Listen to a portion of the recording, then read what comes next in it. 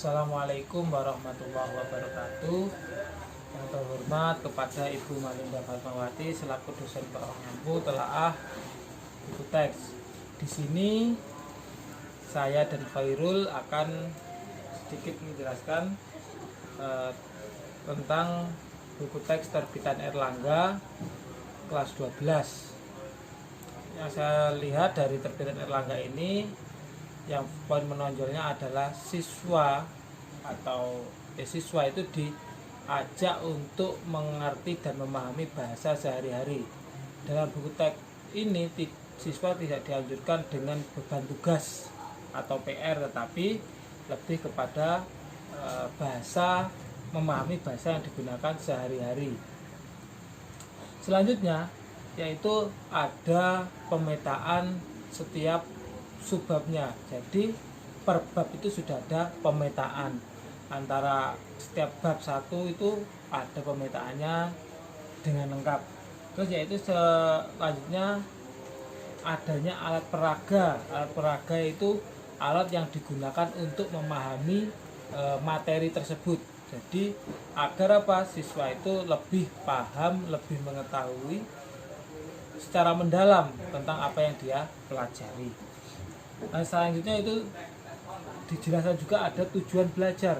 Tujuan mempelajari suatu bab dalam buku teks terbitan Erlangga ini apa? Tujuannya apa?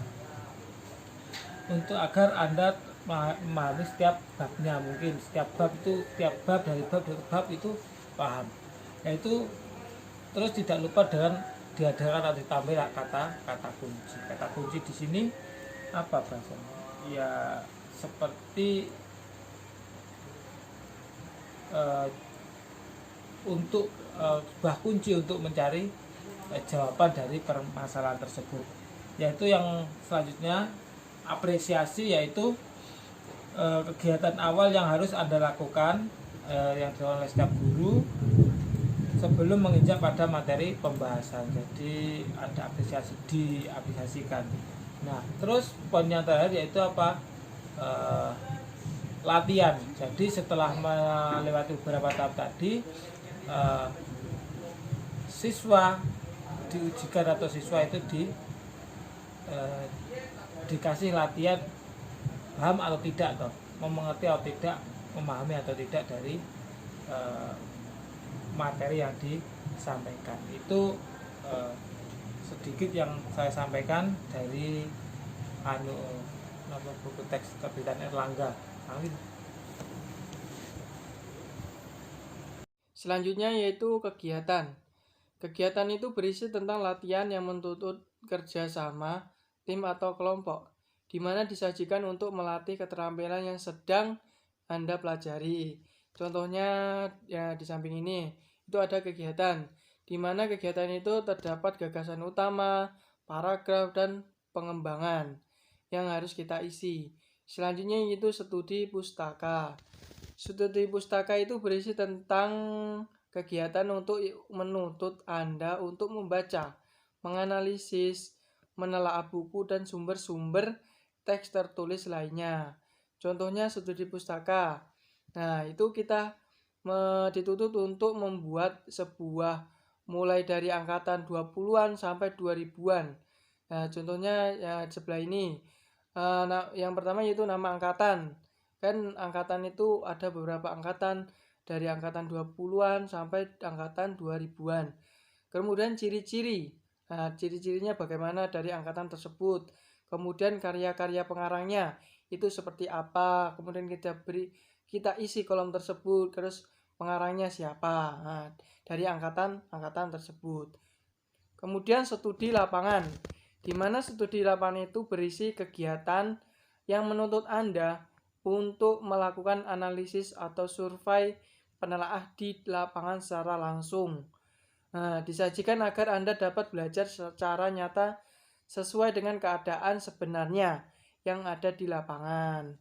Jadi contohnya seperti ini, studi lapangan, di mana secara berkelompok kita mencari informasi dari kegiatan yang ada di lapangan tersebut. Kemudian kita isi dari kolom-kolom tersebut. lintas akademik. Selanjutnya yaitu lintas akademik, yaitu berisi tentang kegiatan yang mengkaji disiplin ilmu lain dengan keterampilan bahasa Indonesia yang sedang dipelajari, yang biasanya disajikan untuk mengasah dan menambah pengetahuan saya atau Anda.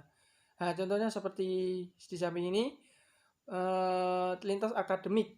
Nah, di mana perhatikanlah pola-pola penyusunan paragraf dalam buku-buku pelajaran Anda.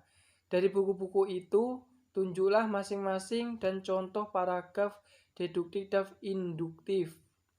Kemudian rangkuman, di mana rangkuman itu merupakan intisari materi dari setiap subbab yang telah Anda pelajari. Biasanya disajikan untuk memudahkan Anda dalam mengingat materi setiap babnya.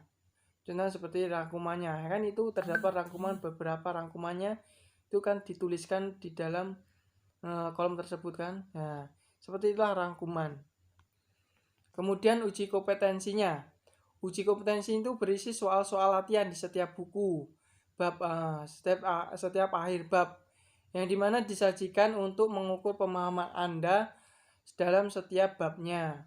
Nah, contohnya seperti ini juga, dimana kita dituntut untuk mengerjakan soal-soal dengan tepat. Contohnya seperti ini soal dari uji kompetensi. Selanjutnya yaitu refleksi. Refleksi itu berisi hal-hal yang harus Anda renungkan setelah Anda mempelajari materi-materi dalam setiap babnya.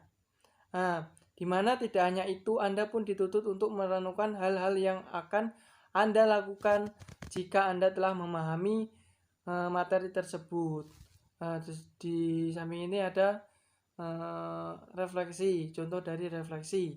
Nah, kita lihat contohnya tersebut ya. Itu kan ada kolom-kolomnya juga, yaitu kita isi dengan teliti atau dengan benar.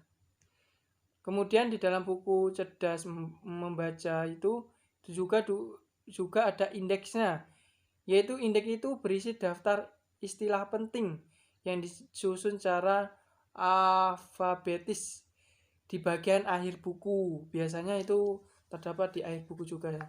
Yang dimana disajikan untuk memudahkan Anda melacak kosakatanya. Nah, kosakata yang sangat penting yang Anda butuhkan karena disertai halaman tempat kosakata tersebut berada. Contohnya indeksnya seperti ini ya. Contohnya bisa kita lihat dari kolom tersebut ya. Yang terakhir yaitu glosarium. Glosarium itu berisi daftar kata plus pengertiannya masing-masing. Nah, disajikan untuk memudahkan Anda melacak pengertian setiap kosakata yang sulit untuk muncul dalam setiap subnya. Contohnya seperti ini ya. Bisa lihat glosariumnya ya. Di samping ini contoh dari glosarium. Sekian dari saya kembalikan kepada saudara Roman. Bila ada yang ditanyakan, bila ada salah dan bila ada kurang dan lebihnya saya mohon maaf. Wassalamualaikum warahmatullahi wabarakatuh.